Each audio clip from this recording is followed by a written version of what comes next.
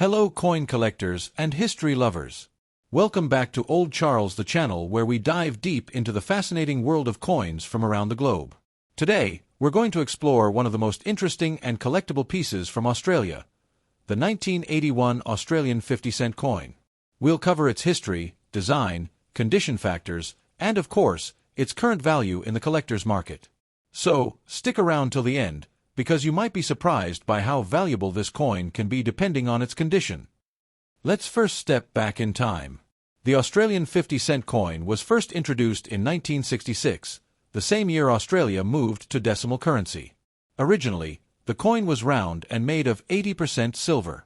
But because of the rising price of silver, it became more valuable than its face value, and the government quickly withdrew it from circulation. In 1969, the Royal Australian Mint reintroduced the 50-cent coin, but this time with a very different look.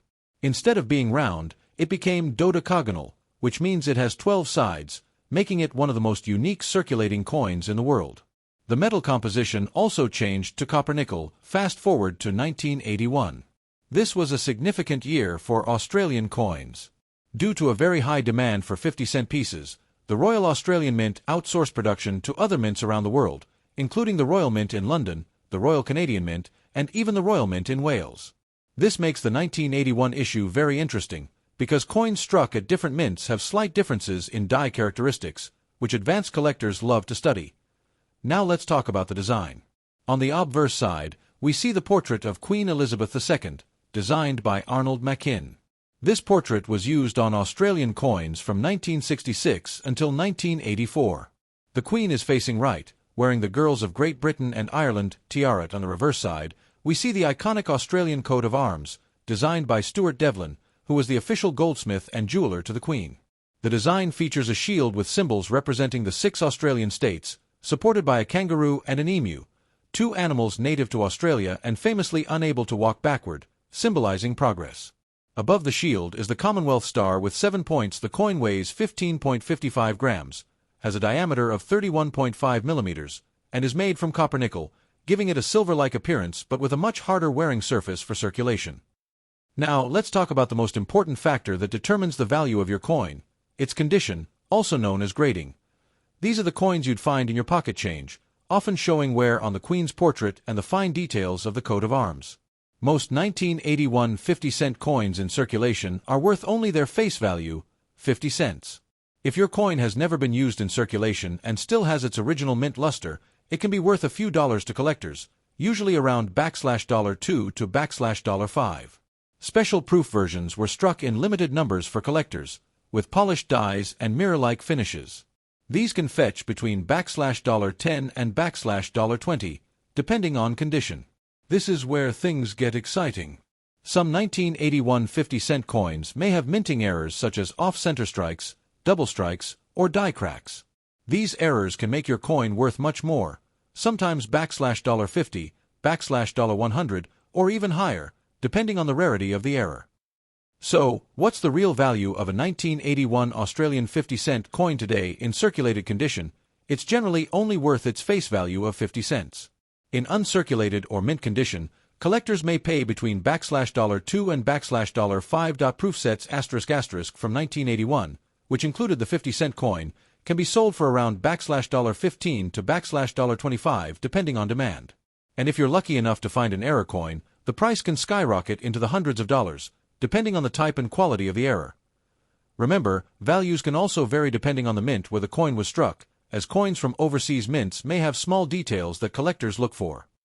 The 1981 Australian 50-cent coin is more than just a piece of change. It's a coin with international minting history, a beautiful design, and exciting possibilities for collectors. Most are only worth their face value, but in pristine condition, or with an error, your coin could be worth far more. Next time you come across an Australian 50-cent piece, don't dismiss it too quickly. Who knows? You might just have a hidden treasure in your pocket or coin jar. To understand the 1981 Australian 50-cent coin, we need to go all the way back to the 1960s, when Australia underwent one of the biggest monetary changes in its history. On 14 February 1966, Australia switched from the old pound, shilling, and pence system to a brand new decimal currency. This was a huge transformation. Instead of 20 shillings making a pound, or 12 pence in a shilling, Australians now had dollars and cents, much easier to calculate in everyday life. As part of this change, the 50-cent coin was introduced. The very first issue in 1966 was round and made of 80% silver, weighing 13.28 grams. But here's the twist. The price of silver shot up quickly in the years following 1966. Suddenly, the coin's silver content was worth more than the coin's face value of 50 cents. This caused people to hoard and melt down the coins for profit, and by the end of 1966, the government decided to stop producing silver 50-cent coins altogether. That's why the round 1966 silver 50-cent coin is now a highly collectible and valuable piece. By 1969, the Royal Australian Mint came up with a solution. Instead of making the coin round and from silver, they reintroduced the 50-cent coin in a distinctive 12-sided shape, also known as a dodecagon. This unique shape made the coin easy to identify and impossible to confuse with the 20-cent coin.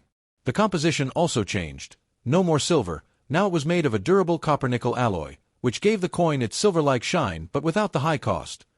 From that time onwards, the 50-cent coin became one of the most recognizable coins in Australian currency, and its large size and weight also made it a favorite for commemorative designs.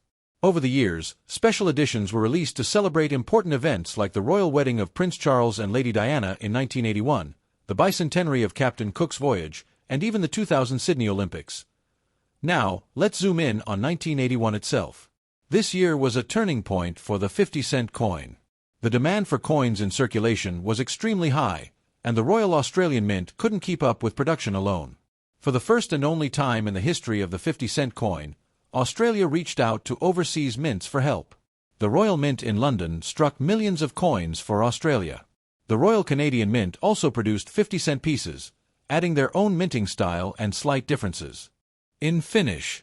Some coins were even struck at the Royal Mint branch in Llantrisant, Wales. This outsourcing meant that the 1981 50-cent coin is unique in Australian history. It was the only year that the coin was mass-produced outside of the country. Because of this, collectors study tiny details in the coins, like die markers, font spacing, and rim characteristics, to identify which mint produced which coins. For numismatists, these subtle differences make the 1981 issue especially fascinating. To put this in perspective, over 50 million 50-cent coins were produced in 1981 across these different mints, making it one of the largest mintages of any Australian coin at the time. While most were released into circulation, proof and collector sets were also made, adding to its variety. So, the story of the 1981 Australian 50-cent coin is really a story of adaptation, global cooperation, and numismatic interest. From silver origins in 1966, to the dodecagonal shape in 1969, and then to international minting in 1981, this coin has a history that reflects both Australia's economy and its connection to the wider world of coin production. When it comes to coin collecting, one of the most important words you'll ever hear is condition. Condition, also called grade, determines how much detail remains on a coin, how well it has survived over the years, and ultimately, how much collectors are willing to pay for it. Let's break this down in detail. For the 1981 Australian 50-cent coin, collectors and dealers around the world use a grading scale to evaluate coins. This scale runs from poor P1, which is a coin so worn that its design is barely visible, all the way up to mint state, MS 70, which is a flawless coin with no signs of wear, scratches, or handling.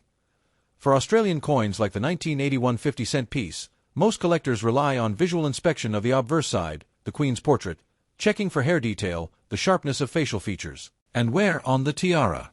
The reverse side, the coat of arms, examining the fine lines on the shield, the fur detail on the kangaroo, and the feathers on the emu. The edges and fields, looking for scratches, dents, or rim damage. Here's how condition breaks down for the 1981 50-cent coin. The coin is heavily worn, smooth, and hard to recognize. The Queen's portrait is almost gone, and the coat of arms looks flat. These coins are only worth face value, 50 cents. The design is still visible, but very flat. You can identify it as a 50-cent coin, but most details are missing. Collectors usually aren't interested in these unless they're error coins. Some details can still be seen, the Queen's hair outline and the kangaroo's body, for example, but there's a lot of wear. Coins in this grade still only fetch face value, but sometimes may sell for a little more if clean.